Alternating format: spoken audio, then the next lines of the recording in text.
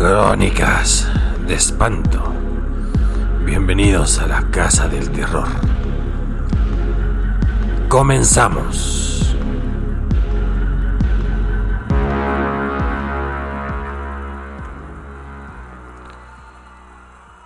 Muchos accidentes naturales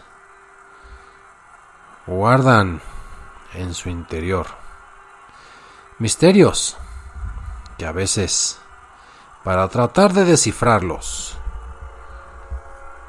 ponemos la vida en riesgo.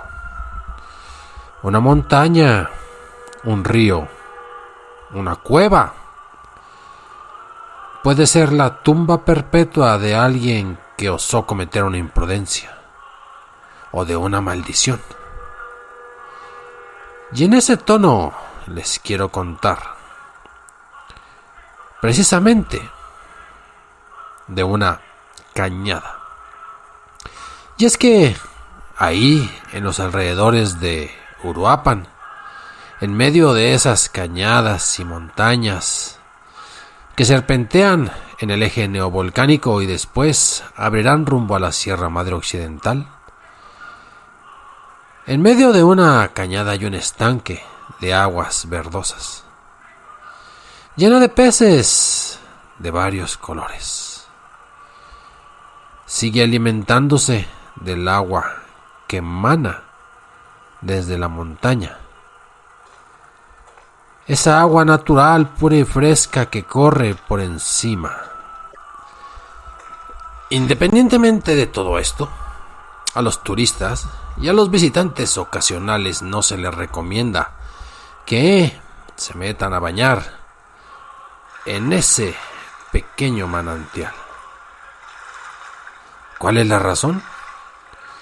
Dicen que decenas de almas yacen atrapadas en el fondo y que su único consuelo o venganza es ahogar a quien intente refugiarse en ese mismo lugar.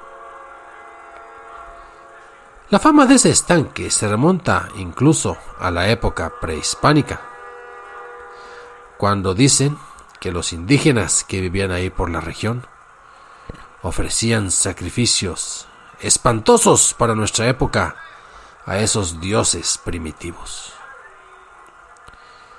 Que en los pueblos de las inmediaciones siempre elegían a mujeres hermosas, a mujeres vírgenes, y que poco a poco se las llevaban ante el sonido del coyote ahí al manantial. ¿Para qué? Para sacrificarlas y arrancarles el corazón. Muerte tan violenta producto de sacrificios humanos no solo condenó a aquellas mujeres inocentes, sino al mismo lugar. Quizás por eso muchos le llaman la Cañada de las Vírgenes. Pero hay una leyenda que adereza este relato. Se dice que a finales del siglo XVIII, en las postrimerías de la época virreinal, un español de nombre Carlos de la Bastida llegó a Michoacán, acompañado de su hijo Nacho. Eran 5 en total porque traían 3 empleados a su servicio. Tenía interés en iniciar una plantación de tabaco. Había escuchado que las tierras de las cercanías de Uruapan eran perfectas para muchos cultivos. ¿Y por qué no probar con el tabaco? Gente aquí que por casualidad y en búsqueda de espacios fértiles llegaron a la cañada, y como todos recién llegados de allá de la España de aquella época, del viejo continente, no conocían nada de estos relatos. El agua les parecía fresca, saludable. Escuchaban a lo lejos cómo el manantial alimentaba aquel estanque. Tanto padre e hijo dijeron: Nacho, ¿cómo ves? ¿Nos bañamos? Pero por supuesto, padre mío. Vamos, don Carlos, jaja. Y justo se meten a chapotear y están nadando felices de la vida. Sus sirvientes, pues, ¿qué tenían que hacer? Esperarlos.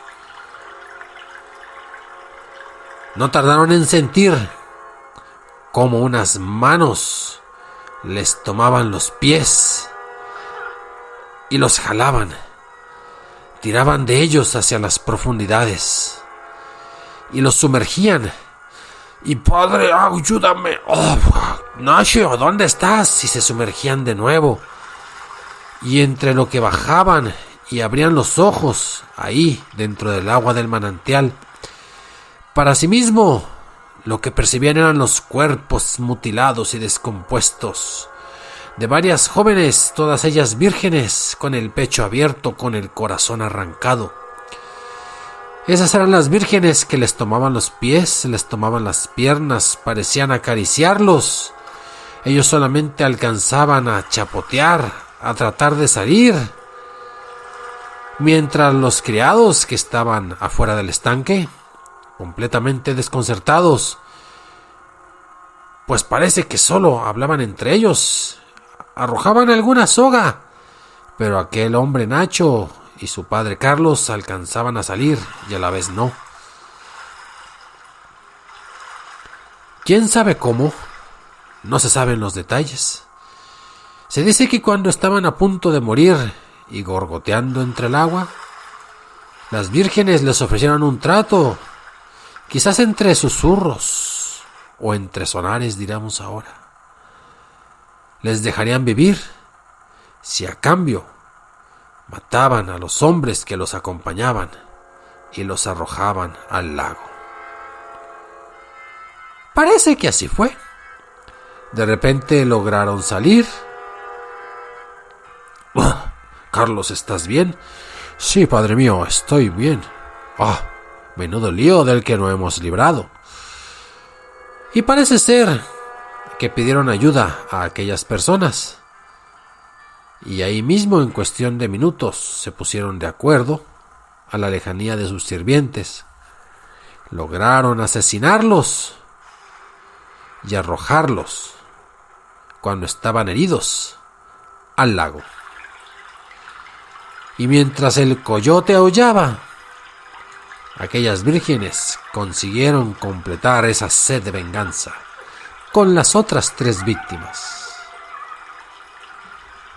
Pero la carga de la conciencia en aquellos 2 asesinos procedentes del antiguo continente estaba ahí.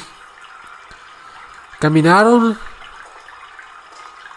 se fueron en cuanto pudieron, mediante terceras personas, dejaron las tierras que apenas iban a comprar, se regresaron a la vieja España, esa que huele a tabaco y brea, como dice la canción.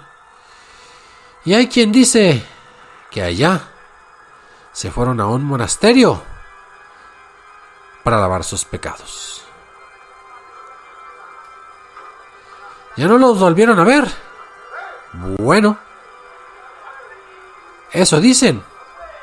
Pero pasaron los años y la gente de Uruapan asegura que ya después, empezando el 1800, vieron el cuerpo sin vida de don Carlos de la Bastida colgando de un árbol allí, junto al estanque.